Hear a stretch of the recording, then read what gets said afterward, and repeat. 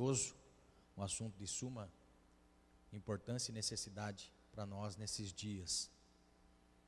Nós estamos vivendo um tempo onde nós precisamos ter esta consciência de que a nossa alma, ela se entristece por muitas coisas, mas nós temos que caminhar pela fé. Como Deus disse para Abacuque, o meu justo viverá da fé, não é? E depois o apóstolo Paulo também faz menção na carta aos Romanos acerca do justo viverá da fé. Então, explica para mim, pastor, aonde age a fé? A fé não age na alma, a fé age no nosso espírito, convicção. A nossa alma nos trai, não é? Quando você está triste, você quer estar no meio de pessoas? Não. Quando você está alegre, você quer estar sozinho? Não. Então, logo nós entendemos que a nossa alma é levada pelos momentos da nossa vida. No entanto, que a Bíblia vai dizer para nós, quem está triste, ore, quem está alegre, cante louvores. A tristeza e a alegria faz parte do nosso sentimento, por isso nós temos que disciplinar a nossa alma, usar a fé, que é uma convicção, crer que Deus está acima de tudo e de todos. Então, estar na presença de Deus é disciplinar a sua alma, é disciplinar a alma para a obediência ao Senhor. Porque mesmo não tendo razões lógicas, plausíveis, palpável, nós servimos a Deus pela fé. Não é?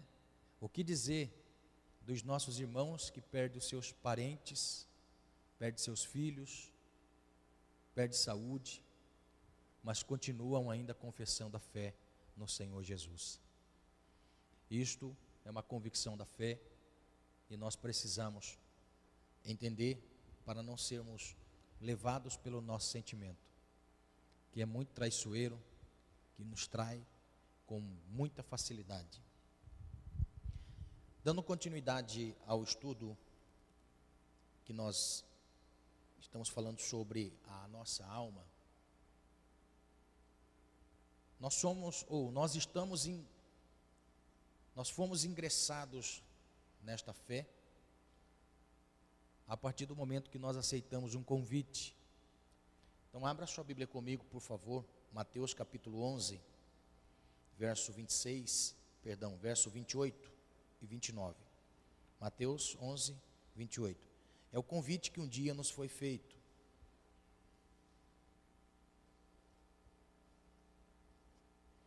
Mateus capítulo 11, verso 28. Quem achou pode ler bem alto, por favor.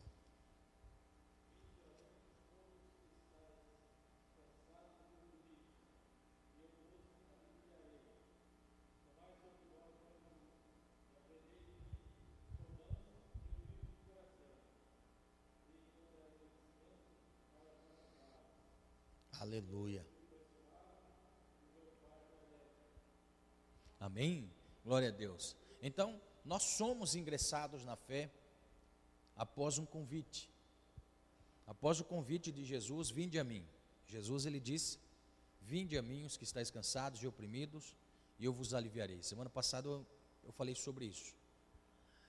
Nós aceitamos o convite para andar pela fé, crendo naquilo que Jesus nos disse. Ser cristão, ou professar a fé em Cristo, demonstra a nós e denota a nós a obediência à sua palavra. E Jesus nos convidou para fazer parte desse reino. E Ele deu sobre nós uma responsabilidade de estarmos carregando esta responsabilidade de sermos cristãos. Ele disse que o jugo seria trocado por um jugo mais leve, tiraria o pesado, colocaria o leve e daria para nós uma libertação de uma vida velha para uma vida nova, porém com responsabilidade. Aí ele disse que nessa responsabilidade aprender dele, que é ser simples e humilde, e depois ele disse que nós encontraremos descanso para a nossa alma. Então, descanso para a alma, para nós, é um entendimento de que quando nós estávamos sendo assolados pelo mal, pelo pecado, o Senhor Jesus nos fez um convite e nós aceitamos. E ao aceitar o convite, nós passamos a aprender com o Senhor, a aprender com Jesus, para nós termos descanso para a nossa alma. Então, descanso para a alma é algo que todas as pessoas precisam nos dias de hoje. Nós estamos carregados de informações, nós estamos sobrecarregados de coisas na nossa mente, que todos os dias nós vamos acumulando, e nós precisamos encontrar descanso de forma a compreender qual é o nosso propósito nesta vida, entender que a nossa vida não é apenas uma vida que se esvai depois da morte, mas que continua para toda a eternidade. Então, aceitar esse convite de Jesus é aceitar um chamado de aprender com o Senhor. Então, aprender com Jesus, nós tiramos muitas lições do seu ministério, do seu chamado. Muitas pessoas pensam assim que Jesus como Deus. Certa vez eu estava ensinando numa escola bíblica e um jovem disse para mim: pastor, mas para Jesus foi fácil porque ele era Deus. Então foi fácil Jesus assimilar as coisas, fazer as coisas, entender as coisas, porque ele era Deus. Não. Hebreus capítulo 2, verso 14, vai dizer para nós que aos filhos está ordenado participar da carne e do sangue, como ele também participou da carne e do sangue, para que ele aniquilasse aquele que tinha o império da morte, isto é, Satanás. Então Jesus, ele foi homem como nós, foi pessoa como nós, foi um ser humano como nós. E Jesus, na sua humanidade, ele passou também pelos dilemas da vida. Jesus chorou quando perdeu um amigo, ou quando viu a incredulidade daqueles que professavam a fé em Deus. Jesus chorou. Jesus se entristeceu. Quando Jesus vai para as terras de Tiro e Sidom, ele não queria estar com ninguém, ele queria estar só. Por muitas vezes nós vemos na Bíblia Jesus se apartando da multidão porque queria ele estar só. Então Jesus tinha alma, como nós temos uma alma que tem um sentimento. Jesus também foi uma alma com sentimento. E nesse momento em que Jesus ele expressava para nós a sua alma humana, esta alma que nós temos, humana, que se entristece por aquilo que vê, por aquilo que ouve, se entristece pelas circunstâncias que a vida nos apresenta, alegra-se pelos momentos bons. Então, alegria e tristeza faz parte da nossa alma, e Jesus mostra para nós. Então, aprender com Jesus, muitas pessoas têm a ideia do Jesus que não sofria nada. Não, Jesus sofria, Jesus tinha sentimento, e quando nós olhamos para Jesus com sentimento, ele sabia lidar com os seus sentimentos. Expressar o seu sentimento não significa fraqueza. Estou triste, todo mundo me vê triste. Isso não é menosprezar, diminuir alguém, de expressar o seu sentimento. Por quê? Porque o difícil é nós vivermos como humanos parecendo Deus. Isso que é o difícil, viver o humano parecendo Deus. E Jesus nos ensina que não precisamos viver como Deus parecendo humano, não é? Olha só, viver como Deus é não demonstrar sentimento, porque Deus não tem sentimento. Por que é que Jesus se fez carne? Para Deus sentir o que nós sentimos. Sentir o que nós sentimos. Então Deus não nos chamou para ser Deus, Ele conhece a nossa estrutura, por isso Davi diz: lembra-te, Senhor, que sou pó. Não é? Sou humano. Então Jesus viveu como homem sendo Deus, e mostrou os seus sentimentos como homem. Agora, o que nós aprendemos com Jesus é que em nenhum momento Jesus como homem saiu fora do propósito de Deus, saiu fora do chamado de Deus, saiu fora daquilo que Deus tinha traçado para o Cristo, o Jesus, o homem, né? Então, o importante é nós sabermos que mesmo sendo homem, passando por sentimentos de adversidade e sentimentos que levavam ele muitas vezes a estar só, vivendo aquele momento, Jesus não saiu do propósito. Jesus não saiu do propósito. Jesus, ele passa a conhecer o sentimento humano, o sentimento da alma. Então, aprender com Jesus, por isso que ele disse, quando você passa a aprender de Jesus manso e humilde, Jesus, ele vai ensinar a cada um de nós a lidar com a nossa alma, para nós não sermos pegos de surpresa, não é? Então, encontrar descanso para a alma é saber que nós temos que trabalhar esta alma de forma a induzi-la à obediência ao Senhor, a servir ao Senhor, a estar no Senhor. Isso é muito importante. Então, que Deus possa fazer isso nas nossas vidas através da obediência à sua palavra. E diga-se de passagem, nós precisamos a cada dia ter uma porção do Senhor revelada em nós. Nós precisamos dessa palavra revelada em nossas vidas. Sabe por quê? Porque eu estava hoje meditando em algo interessante. Quando nós nos convertemos a Deus, eu não sei em que dia você se converteu ao Senhor. Eu não sei qual dia da semana e também não sei qual culto que você estava que fez com que você, o Espírito de Deus fez com que você tivesse entendimento a respeito da sua salvação. Eu não sei que dia foi, mas nós temos alguns cultos.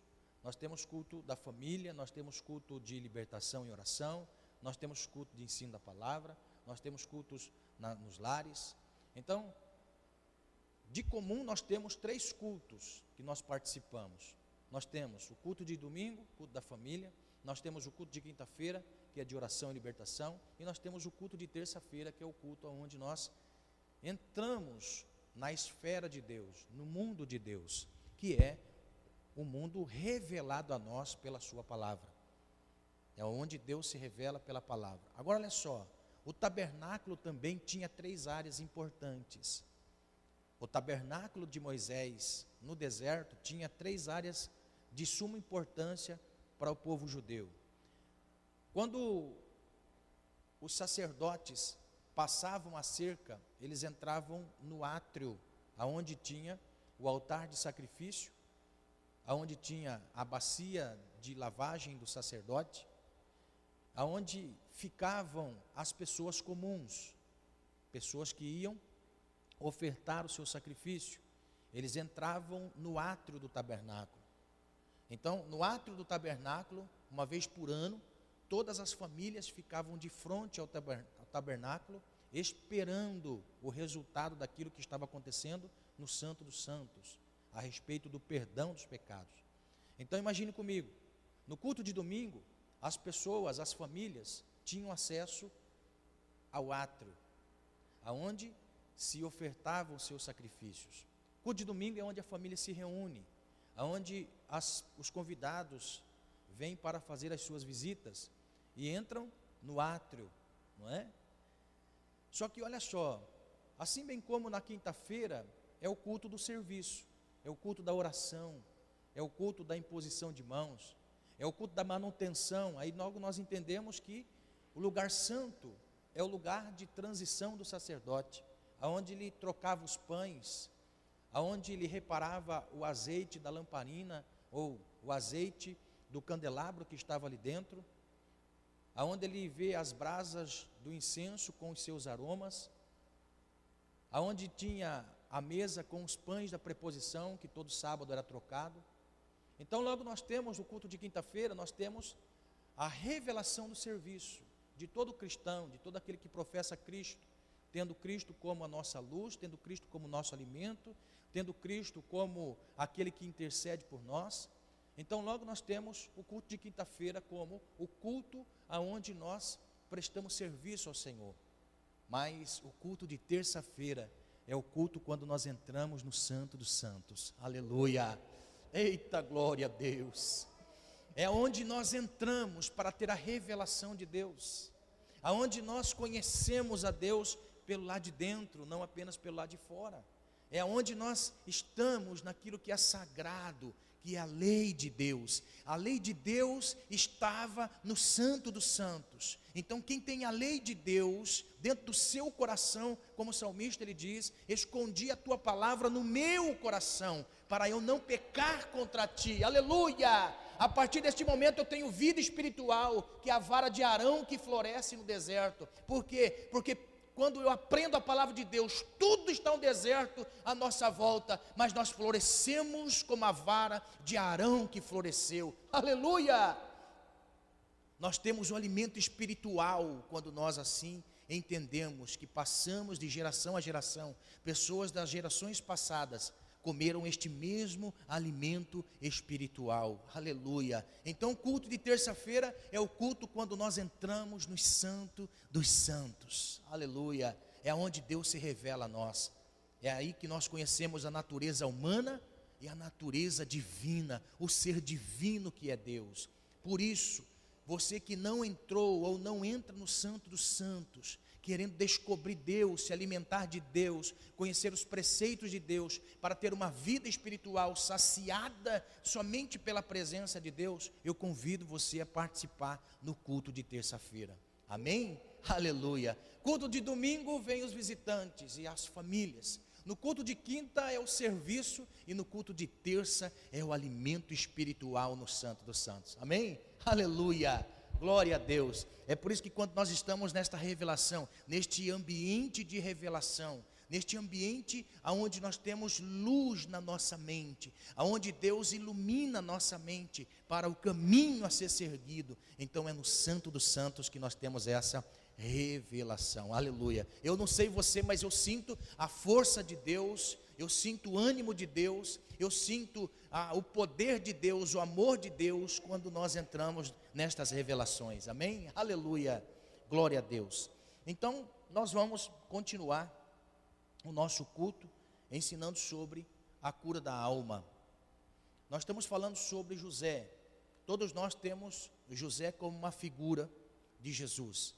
Segundo a tipologia bíblica, José é um tipo de Jesus, ou seja, assim como José sendo homem, José padecendo os seus sofrimentos, José sendo obediente, José sendo honrado, José tendo posição, a figura de Cristo também representa a José. Então, quando nós olhamos para isso, nós temos que nos atentar às entrelinhas da vida de José.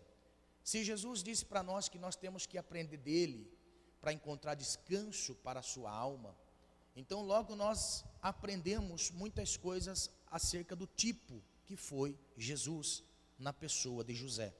Então José, para nós, traça uma linha de pensamento em que nós passamos a observar a vida de José nas entrelinhas e descobrimos coisas da alma humana.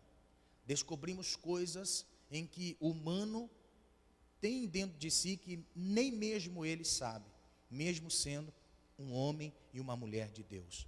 Então, quando nós olhamos para a vida de José, nós tiramos muito aprendizado.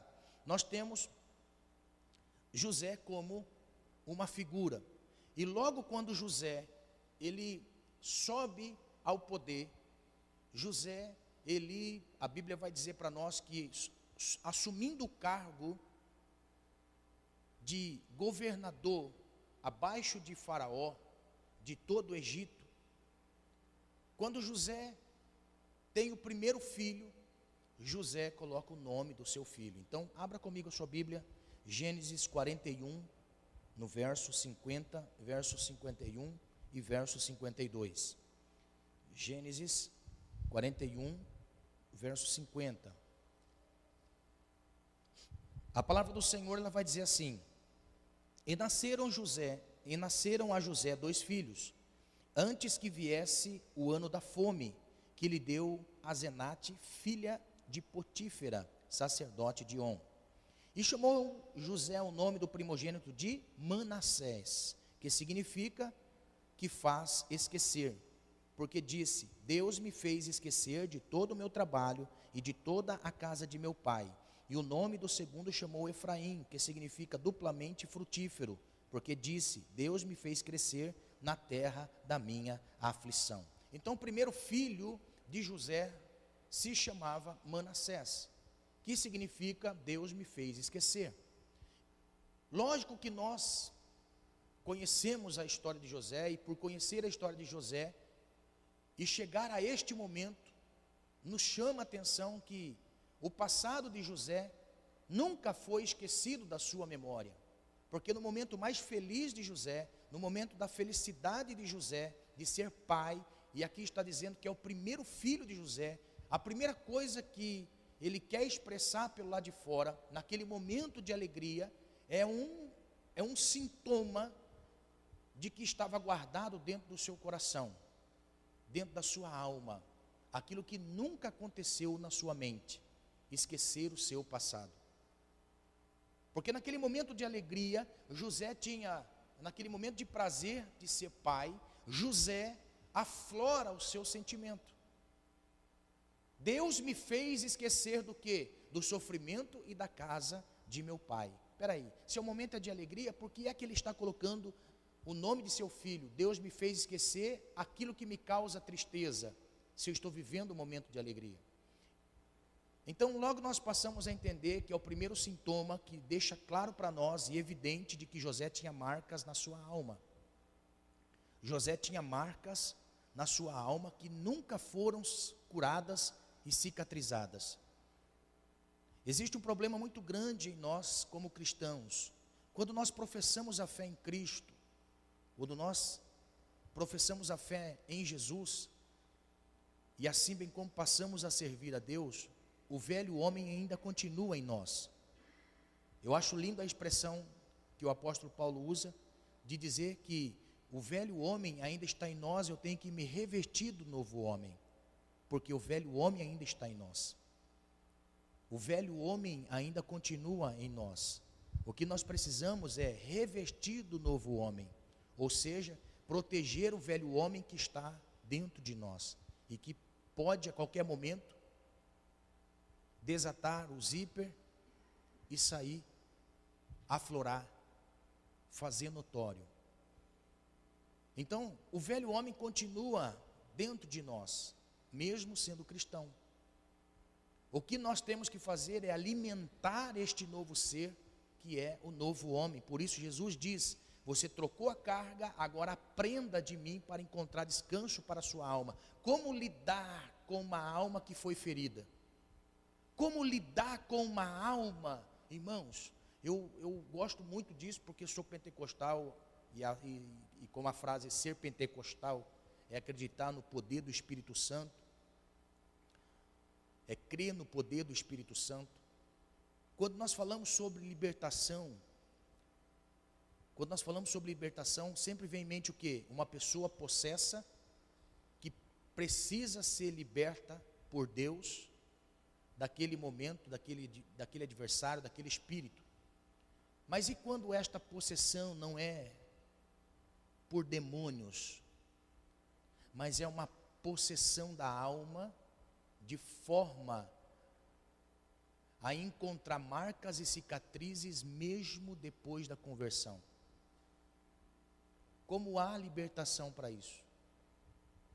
Como há libertação para uma pessoa que não expressa nenhuma entidade espiritual, que não tem evidências de nenhum espírito maligno, e assim bem como é um templo do Espírito Santo?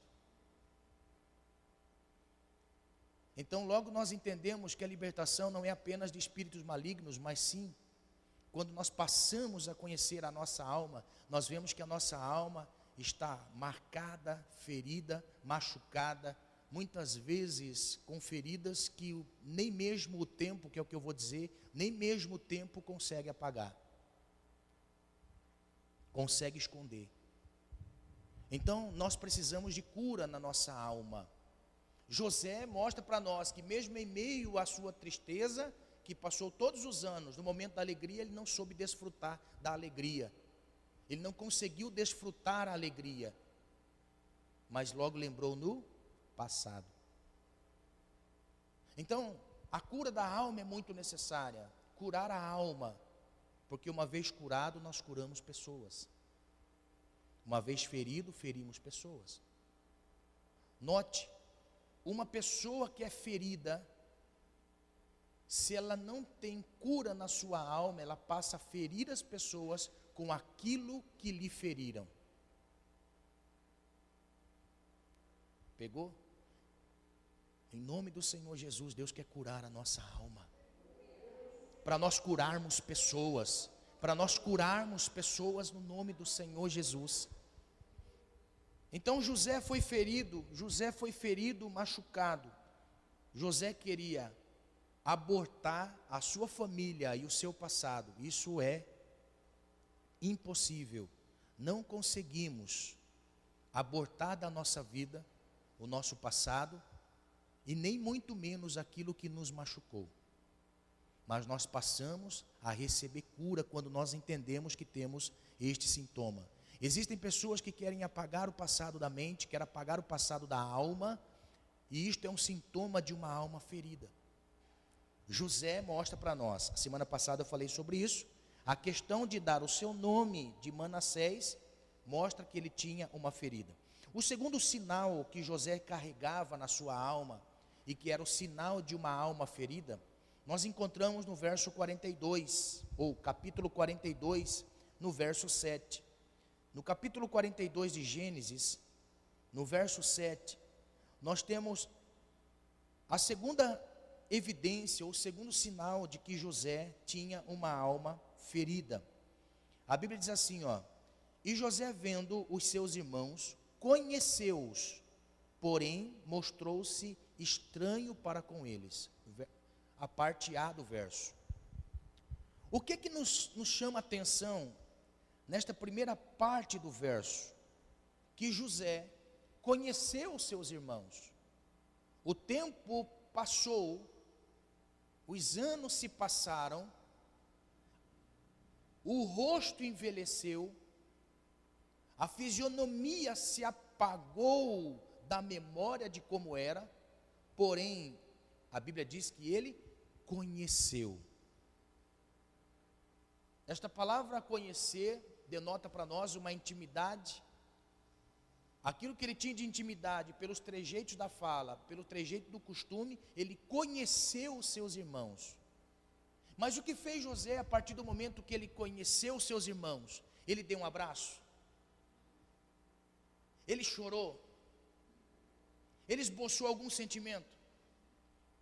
Sim, ele esboçou um sentimento de uma alma ferida. Ele fingiu que não conheceu. Olha só, ele fingiu que não conheceu. É a mesma coisa de nós estarmos aqui juntos, passarmos um tempo juntos,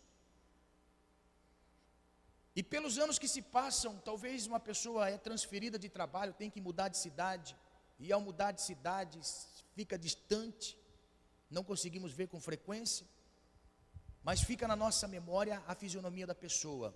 Qual é o sentimento que temos quando encontramos essa pessoa?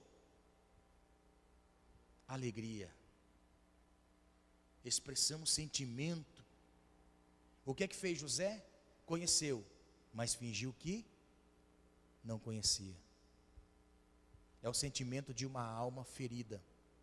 Que sentimento é este, pastor? É um sinal de que a alma foi machucada, e esta pessoa, para conviver com essa dor, para conviver com este sentimento, mostra para nós um sinal que esta pessoa usa uma máscara. Esta pessoa finge com aquilo que tem que ser verdadeiro. Uma pessoa que expressa com facilidade, um fingimento. José, naquele momento que viu seus irmãos, ele conseguiu transportar da sua alma o sentimento que ela estava vivendo todos esses anos. Eu consigo sair desta situação, como? Fingindo que eu estou bem. Fingindo que nada aconteceu. Isso para a psicologia é um sentimento chamado escapismo. Você consegue escapar de uma situação fingindo que ela não dói. Você vai diante da situação, e diante da situação que você está, você finge que não dói. Mas aquilo ali está machucando, está corroendo, aquilo ali está martirizando a alma, ferindo, flagelando a alma, fingindo que não está doendo, mas no fundo é uma dor indescritível. Então, quando uma pessoa, por muito tempo, vai fingindo algo, esta pessoa é apta para enfrentar as situações de forma a fingir que não dói. Fingir. E aqui nós aprendemos com José que isto é o sinal de uma alma ferida. Mascarar a dor, mascarar o problema, mascarar a pessoa. José, quando ele viu seus irmãos, não esboçou sentimento. Por quê? Porque ele conseguiu mascarar, fingir que não conhecia. Ó, é uma doença que muitas pessoas estão vivendo nesses dias. Mascarar, fingir. Irmãos, isto é uma característica daquilo que Deus abomina. Quando nós olhamos para o livro de Jó, abra sua Bíblia comigo, Jó capítulo 2. Eu vou ensinar um princípio aqui, que José, ele demonstrou com facilidade, a máscara da sua dor, a máscara para enfrentar situações.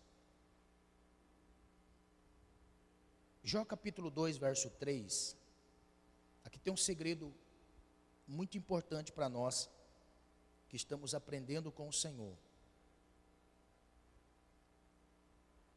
A palavra do Senhor diz assim, ó: e disse o Senhor a Satanás: observaste o meu servo Jó, porque ninguém há na terra semelhante a ele. Homem o quê? Qual é a primeira característica que Deus dá de Jó? Homem sincero. Ó, a primeira característica do homem Jó, que Deus deu testemunho para uma entidade espiritual, é a primeira característica relevante para Deus. Haja visto assim, que quando você começa a fazer uma lista, você começa a fazer uma lista daquilo que te falta, aí você precisa comprar no supermercado, isso é frequente, né? Aí você começa colocando o quê? Aquilo que é mais importante, aí se o dinheiro der, você compra o resto. Está entendendo? Porque você foca naquilo que é necessário, depois você foca naquilo que é supérfluo. Primeiro você foca naquilo que é essencial, não pode faltar, e depois as outras você dá um jeito, se der, você compra. Então, Deus fez uma lista de Jó, e quando Deus vai dar testemunho de Jó para uma entidade espiritual, a Bíblia vai dizer o quê? Que Deus dá a primeira característica, sinceridade. Então logo nos chama atenção. Logo nos chama atenção a sinceridade. Depois as outras características: reto, sincero, reto, temente a Deus, desviando-se do mal. Agora olha só o que ele vai dizer, irmãos, isso aqui é importante, e que ainda retém a sua sinceridade, preste atenção nesta palavra, sinceridade. Ele continua retendo a sua sinceridade, devido a quê? A vários ataques deste elemento Satanás. Porque o texto está aqui, olha o que Deus vai dizer: havendo-me tu incitado contra ele para o consumir sem causa. Aqui Satanás estava incitando Deus, quando tentava Jó, para ver se tirava de Jó a sinceridade para com Deus. Olha só que interessante, é o primeiro requisito que Deus dá testemunho de Jó, é o primeiro requisito de testemunho que Deus dá em relação a Jó, e é a primeira característica que Satanás tenta roubar de Jó, para incitar a Deus em um erro. Diante de Deus, Deus está dizendo assim, está vendo lá, meu servo Jó, que todos os dias você me incitava, tentando ele, para fazê-lo cair da sua sinceridade, e perder a sua fé, para tentar contra mim, que por muitas vezes você tentou condená-lo. Você está entendendo? Então denota a nós que não foi só neste momento que Satanás intenta contra Jó, mas Deus diz para Jó, eu tenho um servo lá, que você tentou todos, incitou todos, conseguiu vencê-los, fazendo-os deixar de ser sincero, manchando, maculando, ó, mas está vendo lá, o meu servo, este é sincero. Agora olha a palavra que Deus usa, que é a primeira palavra que Deus usa contra Satanás, observaste, está aí no texto, não está? Observaste o meu servo Jó. Sabe o que significa essa palavra observar? É muito mais do que eu fazer assim, ó. Estou observando o Jair, está elegante. Estou observando a irmã Ivanilda. Estou observando a irmã Maria, a Claudete, a Josefa, o Alexandre, Sabrina, a Ana. Estou observando. Mas estou observando o lado de fora. Agora olha só, esta palavra, ela transcende. Esta palavra, ela penetra neste ser interior que há em você. Porque a palavra, se você quiser anotar, pode anotar. Ela significa leb. L-E-B. Leb. Que significa ser interior. Aleluia. O que é o ser interior? A alma. Que está protegida por essa embalagem. Que pode, esta embalagem pode usar máscara. Mas a alma não usa máscara. Aleluia, aleluia, meu Deus, aleluia. Ó, observar significa olhar o ser interior. Anote, a mente, vontade, coração, inteligência. Meu Deus, aleluia, aleluia. Nós temos um Deus, irmão, que observa pelo lado de dentro, e nós temos um inimigo que observa pelo lado de dentro. Eu já vi muitas pessoas caírem da graça, porque mascaram uma fé em Deus. Mascaram uma fé em Deus. Todo mundo levanta a mão, glória a Deus. Todo mundo bate o pé, glória a Deus. Todo mundo vem, glória a Deus. Mas nós temos um inimigo que olha a nossa alma. Por isso que Deus disse para ele: observaste. Observaste, ou seja, você penetrou na alma dele, sabe que tem mácula, então você trabalhou lá. Meu Deus do céu. Você olhou a alma dela e sabe que ela tem uma mancha, uma ferida lá. E você trabalha noite e dia para fazer com que esta mancha na alma a roube de mim. Está entendendo? É por isso que nós não podemos mascarar a fé em Deus. Nós não podemos fingir uma fé em Deus. Nós não podemos. Nós temos que amar verdadeiramente o Senhor, porque tem um inimigo, irmão, tem um inimigo que conhece as manchas da nossa alma. Você intentou contra mim, tentando ele todos os dias, para perder aquilo que ele tem de maior valor: sinceridade. Sinceridade. Olha só, Jó, irmãos, se nós pegássemos Jó e virássemos Jó no avesso, ele era a mesma pessoa.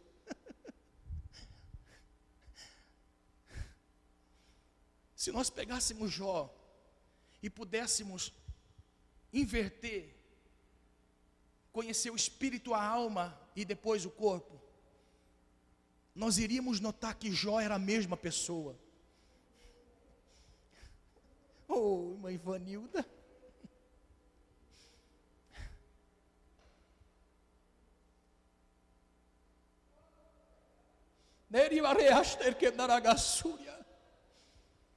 Nós poderíamos inverter Jó. E invertendo Jó, conhecendo o seu espírito, nós iríamos passar pela sua alma e iríamos ver que o seu corpo não tinha nada de diferença. Todo o exterior de Jó, o que Jó era pelo lado de fora, Jó também era pelo lado de dentro. Aleluia, aleluia, aleluia. Por isso que a transformação do espírito é pelo lado de dentro, depois pelo lado de fora. A religião de hoje está querendo transformar o lado de fora, transformar apenas uma alma. Pastor, o senhor pode orar para mim, pastor? Sim, está acontecendo, estou triste. Passa uma semana, pastor, o senhor pode orar para mim? Posso, por quê? Estou triste. Pastor, passou um mês, pastor, o senhor pode orar por mim? Posso, está acontecendo, estou triste. Passa um ano, pastor, o senhor pode orar para mim de novo, pastor? Estou triste. Alguma coisa tem. Ninguém pode viver triste o ano inteiro. Ninguém pode viver triste.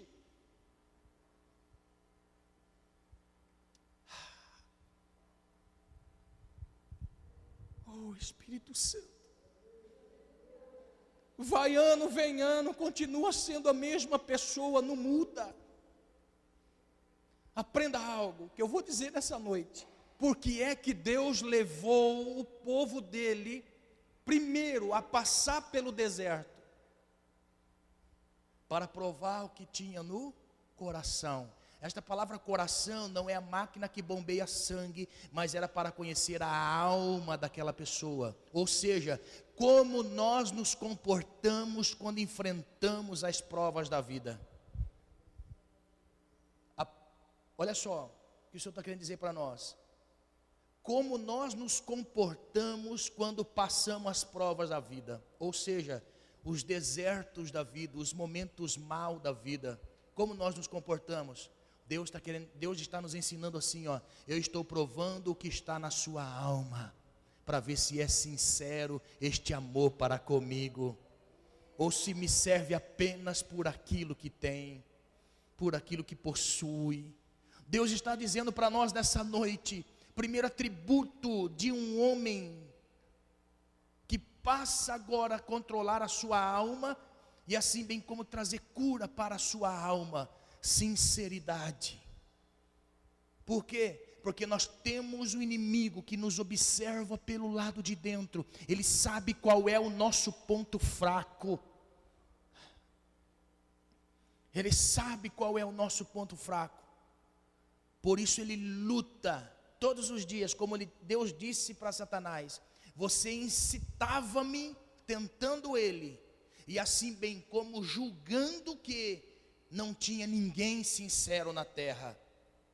Você note comigo, as provas moldam a nossa alma e prova o que está dentro dela.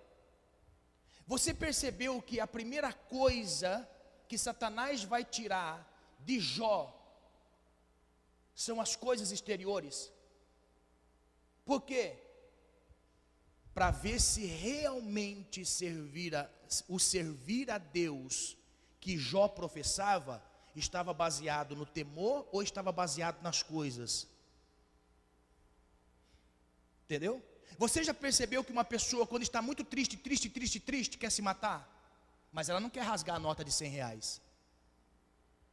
Já percebeu ou não? Uma pessoa está triste, e fala assim: eu vou me matar. Por quê?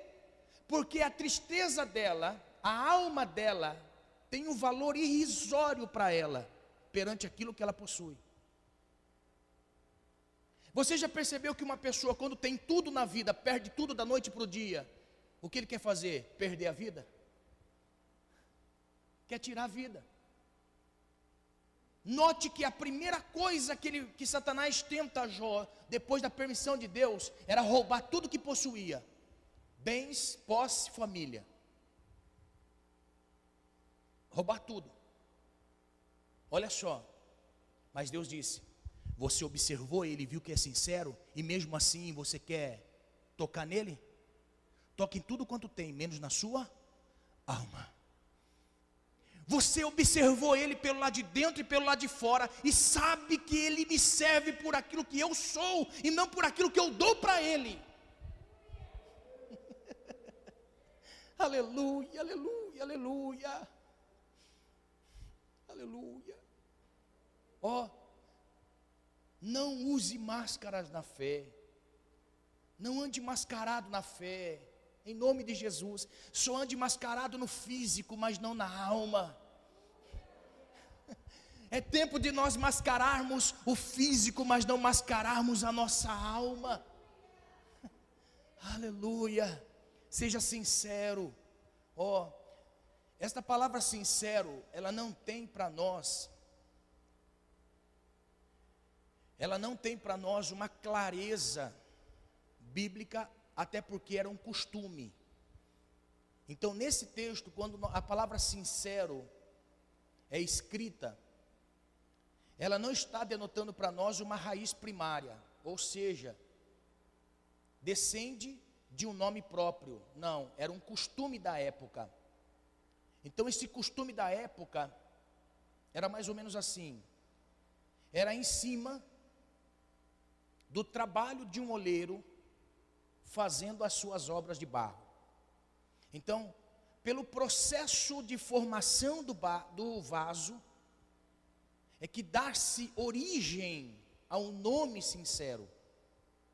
O oleiro estava lá, pegou o barro, colocou na moinha, naquele negócio que fica girando ali.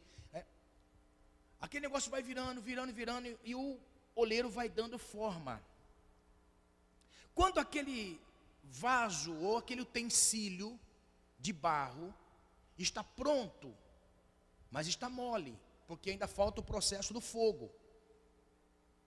Então, naquele ato de pegar o vaso e levar até o forno para ser queimado e endurecido, acontecia algumas vezes do barro não suportar o calor, devido a uma liga do barro, e o barro passa a ter algumas fissuras, ranhuras, alguns defeitos. Por quê? Porque o barro esquentou tanto e ele não tinha tanta liga, houve-se uma fissura. Aí o oleiro, quando ia tirar o barro, tirar o vaso de dentro do forno, ele observava o utensílio. Ele pegava e começava a analisar. Ele analisando, ele encontrava as fissuras.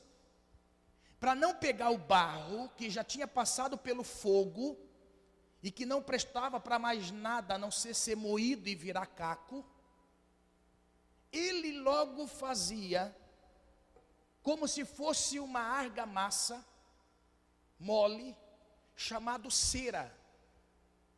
E ele pegava da cor do barro e passava em volta daquele utensílio para mascarar a fissura. Aí quando uma pessoa chegava para comprar o utensílio, comprar o vaso, ele chegava nas prateleiras, olhava, analisava, esse aqui está bom, e começava a analisar. Só que como a cera era quase idêntico o barro, algumas pessoas, sabendo desse trabalhar do oleiro, logo pegava o utensílio e levava ao oleiro e dizia assim: este vaso é sem cera. Aleluia. Este vaso passou pelas suas mãos, este vaso passou pelas provas, este vaso aguentou as provas.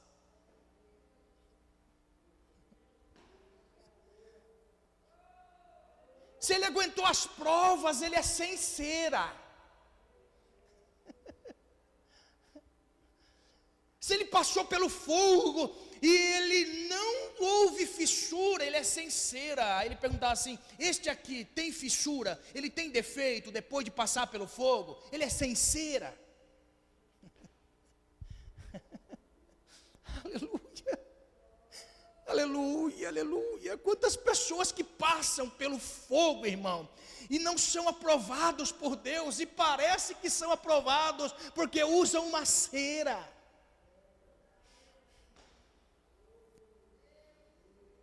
Pastor, fulano desviou, pastor. Você pode dar uma olhadinha no vaso, aquele vaso não é sincero.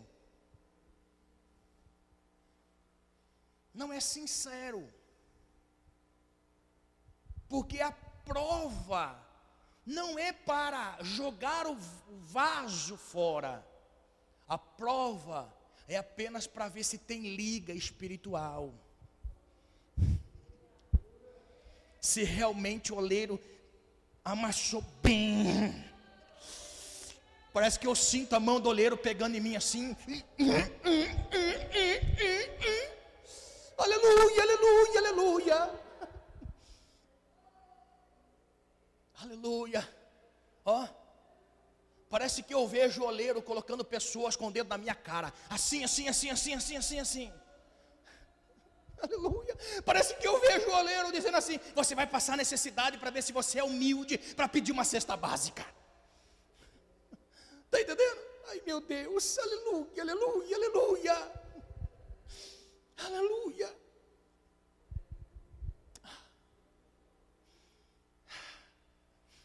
Oh meu Deus.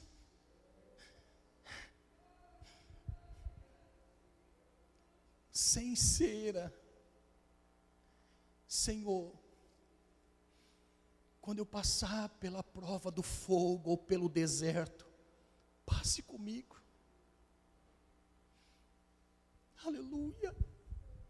Irmão, olha só que lindo. O problema não são as fissuras.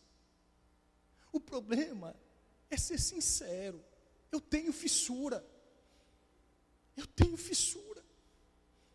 Eu sou sincero com Deus. Olha só, sinceridade tem duas vertentes. Sinceridade tem duas vertentes. Vertente para aquele de cima e vertente para este de baixo. Por que é que Jesus andou com 12? Para ver a sinceridade dos 12. Mas no meio dos 12 tinha um que queria mascarar o vaso. Tinha um, irmão, olha só que coisa linda. Jesus vai nos levar a ser provado naquilo que nós somos atraídos. Ó, Pedro era afoito. Pedro, qualquer coisa, ele estava tomando a frente. Jesus chamou para estar junto dele. Jesus chamou João, mais calmo, mais tranquilo. Jesus chamou duvidoso. Jesus chamou Judas. Olha só, por que é que Jesus não colocou nenhum outro para ser tesoureiro? Porque ele sabia, tem um aqui que tem uma mancha na alma, e eu quero prová-lo no fogo. Tem um aqui que é afoito, então eu vou trazer por primeiro. Você nunca vai ver, nesta sequência assim, ó, você nunca vai ver João, Tiago e Pedro. Você nunca vai ver. Nos 4 evangelhos não tem em nenhum lugar essa sequência. João, Tiago e Pedro. Mas você vai ver Pedro, Tiago e João. Por que que Jesus sempre dizia assim: eu vou orar sozinho, vem comigo, Pedro? Porque Pedro era alguém que era afoito. Talvez Pedro levantando, eu tenho que conjecturar isso. Eu tenho que conjecturar isso. Ó, Pedro levantando. Está vendo? Todos vocês ficaram. Só eu. Ele só lembrou do meu nome primeiro. E como é difícil elogiar alguém. Como é difícil elogiar. Presta atenção comigo. Por quê? Porque quando Jesus chama Pedro, fica 11 sentado olhando a cena. É assim que eu consigo imaginar. Um que tinha uma enfermidade na alma, voltado para o dinheiro, Jesus fala assim: você vai ser o meu tesoureiro. E você que é afoito, Pedro, eu vou sempre chamar você em primeiro lugar, para você controlar a sua animosidade, para você controlar este espírito afoito que está em você, para eu curar a sua alma e mostrar para você, Pedro, que você tem que enxergar que você é igualzinho aos outros. Enquanto você não aprender, Pedro, que eu chamo você por primeiro, não é porque eu quero estabelecer uma referência entre os demais. Eu quero apenas, Pedro, que você demonstre uma alma curada.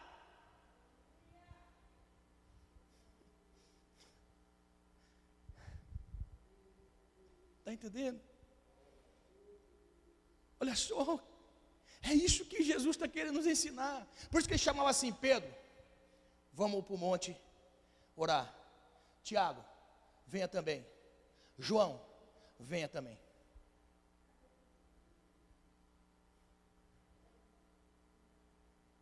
Vocês estão conseguindo pegar, irmão? Eu posso continuar assim ou eu preciso abaixar? Aleluia! Tudo que Deus faz na nossa vida, depois que nós aceitamos a fé, é moldar uma alma, curar uma alma ferida pelo pecado. Deus quer nos ensinar a cada dia. Então, aquilo do qual eu sofro, é aquilo que me tira da presença. Vou explicar. Aquilo que eu sofro para tirar, você sabe qual é a sua dificuldade, eu sei qual é a minha. Eu sei qual é a minha. Eu sei qual é o meu ponto que tem uma fissura. Eu sei aonde tem uma fissura em mim. E eu não quero usar cera. Eu quero ser sincero para com Deus. É por isso que Ele permite as provas na minha vida, para moldar a minha alma. Aleluia! Porque Ele não quer me perder, Ele não quer me perder, Ele não quer te perder, Ele não quer nos perder, assim bem como Ele não queria perder Judas, assim bem como Ele não queria perder Pedro. Mas era necessário Ele provar a alma. O que te coloca no chão?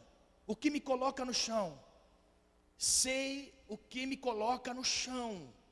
Então preste bem atenção, uma vez identificado o que me coloca no chão, esta é a minha fissura, não use cera.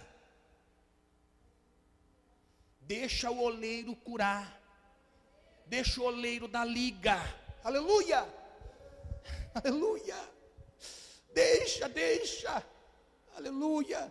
Não saia do propósito, não desvie nem para a esquerda, nem para a direita. Você pode observar, quando uma alma não compreende o trabalhar do Espírito de Deus, esta alma quer se refugiar em alguma coisa. Se refugia onde? Na máscara, fingindo. Mas Deus, que observa o nosso interior, Satanás que observa o nosso interior, ele trama as suas tentações para tentar me engodar, prender, amarrar. Mas em nome do Senhor Jesus, o Senhor está dando cura a muitas almas. Se você sabe qual é o seu ponto em que você se sente frágil, quando você é levado a ser tentado, a ser tentada, proteja este lugar. Proteja.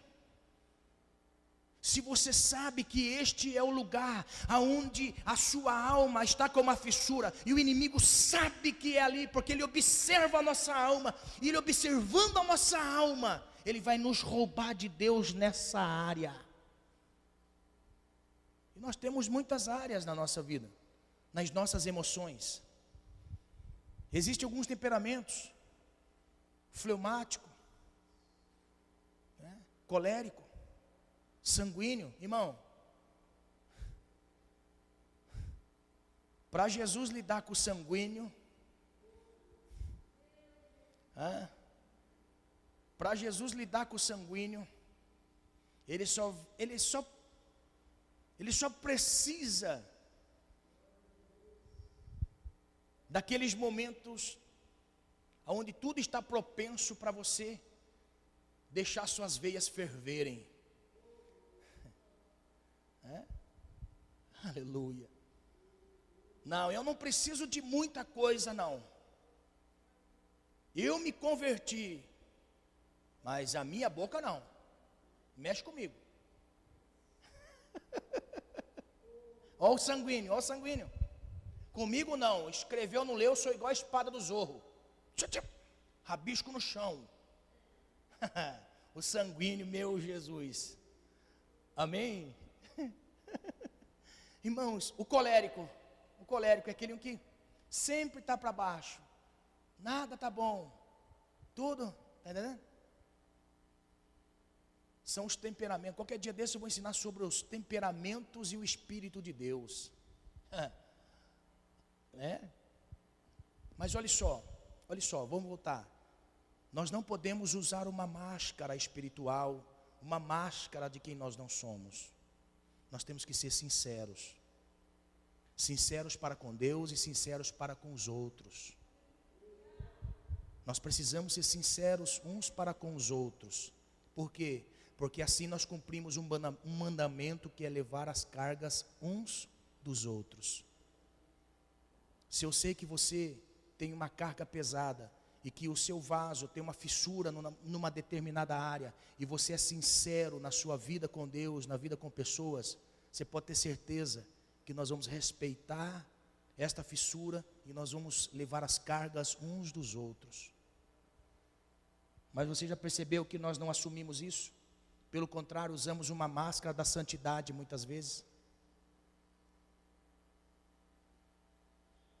Usamos uma máscara. Jesus, ele sempre nos ensina isso. Assim bem como José nos ensinou isso. José olhou para os seus irmãos e fingiu que não os conheceu. Usou uma máscara. O tempo que ele passou de sofrimento, quando ele se depara com a realidade, ele prefere escapar do que aceitar. Ele prefere fugir do que enfrentar a realidade. Ele podia ter dito de primeira instância: vocês são os meus irmãos. Vocês são os meus irmãos. Eu perdoo vocês. Mas José não. José olhou e fingiu que não conheceu. Por isso, se Deus te der riqueza, se Deus te der abundância, quantas pessoas que eu conheci que não puderam ter riqueza, porque quando pobre, quando necessitado era uma pessoa, e quando tiveram bastante viraram a cabeça. Tem pessoas que usam coisas para mascarar a realidade da vida, assim bem como José. José olhou para os seus irmãos e fingiu não conhecê-los. Primeiro sinal de uma alma que está ferida, machucada e precisa ser curada. Fingimento. Para com Deus nós precisamos ser sinceros. Para com pessoas, para nós formarmos uma amizade sincera, nós temos que ser sinceros. Eu procuro ser o mais sincero possível daquilo que eu sou para as pessoas. Por isso que muitas vezes sou mal compreendido em alguns pontos, por causa da minha sinceridade. E quem é sincero muitas vezes se frustra, porque logo imagina que as pessoas também são sinceras no seu trato. E quando você se depara com a realidade, você quase abandona a fé. Nós precisamos ser sinceros para com Deus e para com pessoas. O sinal de uma alma ferida é usar máscaras. As máscaras nós temos que usar somente no físico. A nossa alma tem que ser sincera. Porque nós temos um inimigo que conhece a nossa alma, conhece aquilo que está na minha alma, meu ser interior. Nós temos um inimigo que conhece. Por isso que Deus disse para Satanás: observaste o meu servo Jó. Você penetrou no seu ser interior e você viu que ele me ama, não por aquilo que eu dou a ele, mas por aquilo que eu sou na sua vida. É por isso que Deus permite as nossas tentações, é por isso que Deus permite sermos tentados, é por isso que Deus permite passarmos pelo deserto, é por isso que Deus permite, para provar o que está na nossa alma. Eu quero, em nome do Senhor Jesus, que a todos que estão aqui, que estão pela internet, viva uma vida sincera diante de Deus. Seja sincero diante do Senhor. Se você tiver alguma coisa, se não tiver, seja sincero. A maneira da qual você serve ao Senhor, sirva a Ele. Porque nós temos um inimigo que observa o nosso ser interior. Está observando o nosso ser interior. Em nome do Senhor Jesus. Ele não quer perder a sua alma. Ele não quer perder a sua alma. A semana que vem eu vou dar continuidade. Amém? Eu vou falar sobre a alma agressiva, ou a ferida em forma de agressão, que é o sinal da nossa alma. Quando nós vemos uma pessoa agredindo, é porque esta pessoa tem uma ferida na alma. Então a semana que vem eu vou falar sobre isso. O sinal de uma alma ferida, quando ele usa a agressão para se proteger. Amém? Será muito forte também, eu convido você a participar conosco. Que Deus assim nos abençoe, que o nome do Senhor vá diante de nós. Eu não sei você, mas quando a gente vai tendo essa revelação de Deus assim, não dá vontade de terminar, né, irmão? Dá vontade de continuar, né? A hora passa, não é? A hora passa, mas o Senhor quer trazer alegria na nossa alma. O Senhor quer fazer com que a nossa alma seja alegre nele. Amém? Se coloque de pé, nós vamos encerrar nessa noite. E eu quero orar nessa noite, para que o Senhor, que conhece os nossos corações, nos faça também enxergar os nossos corações. Porque nós somos um ser muito difícil de se conhecer. Nós somos um ser difícil de se conhecer. Muitas vezes nós não nos conhecemos a nós mesmos. A nossa alma, muitas vezes, trai até mesmo a nossa fé. Que o Espírito Santo de Deus possa nos fazer enxergar quem nós somos. Que o Espírito Santo de Deus possa nos fazer enxergar quem nós somos. E tudo aquilo que nós não conseguimos mudar, que o Espírito de Deus nos ajude a mudar. Que o Espírito de Deus nos faça a enxergar o caminho correto a ser percorrido para mudar. E que nós não venhamos passar 40 anos no deserto como o povo de Israel. 40 anos na mesma prova, porque a alma deles não mudou. Deus quer sarar nossa alma. O Senhor está querendo sarar nossa alma. O Senhor quer curar nossa alma. Porque existem muitas pessoas que nós vamos precisar curar nessa área que nós sofremos. E o Senhor quer que nós venhamos aprender de forma a curar outras pessoas. A dizer assim: eu percorri esse caminho, e esse caminho percorrido, Deus curou a minha alma, sou liberto disso. Libertação não é apenas de espíritos malignos. A maior de todas as libertações é a libertação do eu. É a libertação do eu engodado numa alma carente de paz, de alegria, de ânimo, de fé.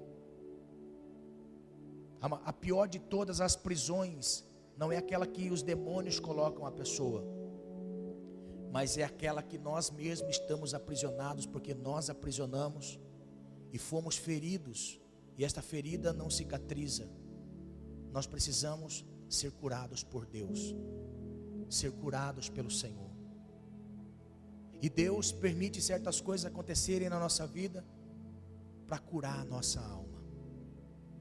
E nessa noite nós aprendemos, Deus não quer que nós venhamos usar máscaras espirituais. Nós temos que ser sinceros diante de Deus. Sabe por quê? Porque assim bem como um vaso que tem uma fissura, se ele receber um líquido, esvai todo por aquela fissura. Se ele receber aquilo que tem valor, esvai. Sabe o que nós temos dentro desse vaso? O Espírito Santo. Sabe por que muitas vezes a pessoa está lá em cima e de repente está lá embaixo? O Espírito Santo vem e enche, mas aquela fissura vai minando o espírito da pessoa. Essa pessoa vai perdendo a razão de existir, a razão da alegria, do ânimo, da fé, porque o vaso tem uma fissura e ele precisa ser tapado pelo Espírito Santo de Deus. Não é apenas a cera sai. Nós precisamos ser curados pelo Senhor, curados, para que o Espírito Santo, de forma a permanecer em nós todos os dias da nossa vida. É por isso que Paulo encerra a sua primeira carta ao Tessalonicenses, no capítulo 5. Ele diz assim: e não entristeçais o Espírito. Quando se entristece o Espírito, é quando nós temos uma fissura e ele se esvai, porque aquilo que nós fazemos ofende a pessoa do Espírito. Em nome de Jesus, peça a Deus que conhece nós pelo lado de dentro. É isso que eu peço ao Senhor. Eu não peço posições a Deus, eu peço apenas que Ele me ajude a tapar a fissura, me ajude a curar a minha alma. Senhor, eu sei que a Tua palavra foi ministrada e ela que tem poder, Senhor. Em nome de Jesus, nós precisamos da presença do Senhor em nossas vidas, porque sozinho nós não conseguimos. Sozinho nós não conseguimos, meu Pai. Queremos ser sinceros diante do Senhor. Queremos andar em sinceridade com pessoas. Senhor, cura nossa alma, Senhor. Cura nossa alma. Assim bem como José, Senhor, estava com a alma ferida, olhou para os seus irmãos e fingiu não conhecê-los. Pai, em nome de Jesus, que o Senhor venha curar a nossa alma. Em nome de Jesus, Senhor. Em nome de Jesus. Em nome de Jesus. Que o Espírito de Deus nos ajude. Pastor, como que o Espírito de Deus nos ajuda? Quando uma pessoa fala assim: Senhor, me dá paz, Ele vai dar o quê? Tribulação. Senhor, me dá paciência, Ele vai dar prova, vai dar perturbação. Tudo aquilo que nós pedimos, Ele não vai dar para nós o contrário. Ele vai permitir que nós usemos uma sementinha, que é a sementinha da palavra de Deus, que é colocada em nós. Você sabia que no reino de Deus nada vem pronto, tudo vem para ser plantado? Conta-se que um homem teve um sonho, e neste sonho ele sobe até o céu, e ele começa a andar pelas ruas do céu, e começa a ver grandes lojas, aonde ele vai andando e se depara com uma loja com uma porta aberta. Ele entra, chegando no balcão, ele começa a olhar, vem um anjo e diz assim: o que você quer? O que você quer? O que vende aqui? Todos os dons de Deus. Olha, eu quero então paz, alegria, ânimo, fé, coragem, ousadia, amor. Que mais? Perseverança, unidade. Que mais? Eu quero tudo que eu preciso para viver lá na terra. O anjo pega, sai da presença dele. De repente o anjo volta e diz assim: abra a sua mão. Ele abriu a mão e despejou um monte de semente na mão dele.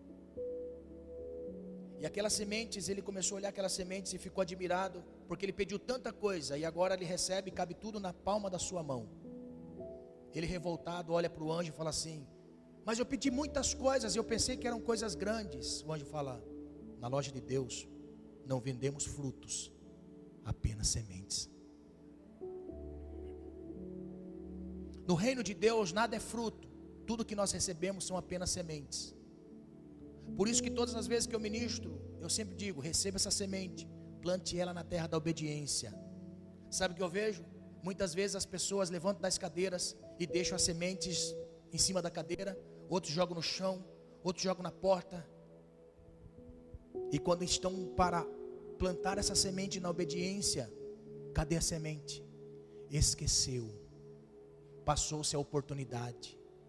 Porque no reino de Deus não se vendem frutos, apenas sementes. Plante em nome de Jesus essa semente na terra da obediência e você vai ver que Deus vai curar a sua alma. Amém? Que Deus nos abençoe em nome de Jesus. Quinta-feira tem culto, amém?